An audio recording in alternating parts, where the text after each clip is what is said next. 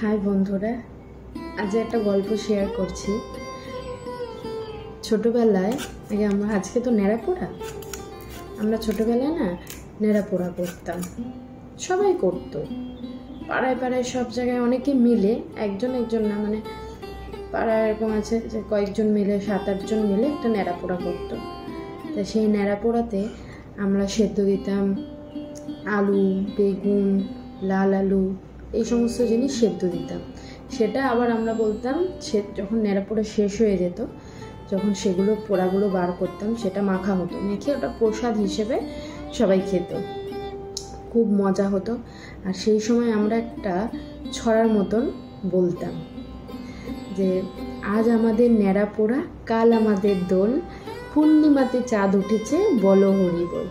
জানি না তোমরা সবাই এরকম বলেছো কিনা, হ্যাঁ, বা করেছো কিনা। হ্যাঁ, আমরা করতাম, খুব মজা হতো।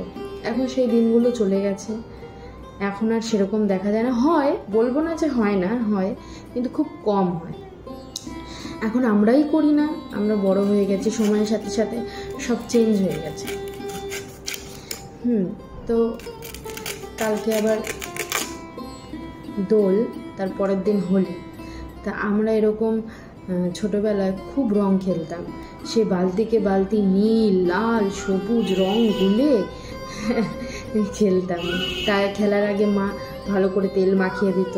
তারপরে খেলা হয়ে গেলে আবার সেই সাবান দিয়ে মা ঘষে স্নান করাতো। কি কাঁদতাম, তাও রং খেলতাম। জানি যে রং তুলতে গেলে কষ্ট হবে, সেই রঙগুলো স্কিনের জন্য ভালোও ছিল না, তাও আমরা খেলতাম। এখন রং খেলাটাও মডার্ন হয়ে গেছে। এখন নানা রকম হার্বাল আবির দিয়ে সবাই রং খেলছে, মজা করছে, সেটাও ভালো। স্কিনের জন্য অসুবিধা হবে না, সবই ঠিক আছে। কিন্তু এখন আমরা সেই আগের মতন কিন্তু আমরা সেগুলো করি না, সব অনেক চেঞ্জ হয়ে গেছে।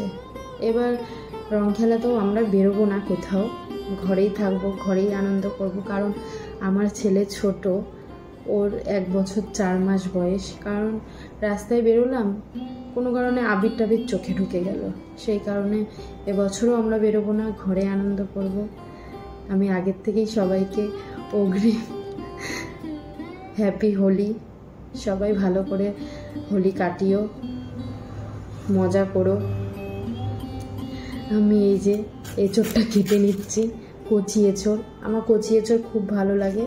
এই যে বাজার থেকে কচি এঁচোড় নিয়ে এসছে গোটা, সেটাই কেটে ফেলেছি, কাটছি। এই যে অর্ধেক কাটা হয়ে গেছে। এখানে কাটতে ভাবলাম আজকে এই জিনিসটা একটু শেয়ার করি, কেননা এখন আর এগুলো দেখা যায় না, খুব মজা হতো।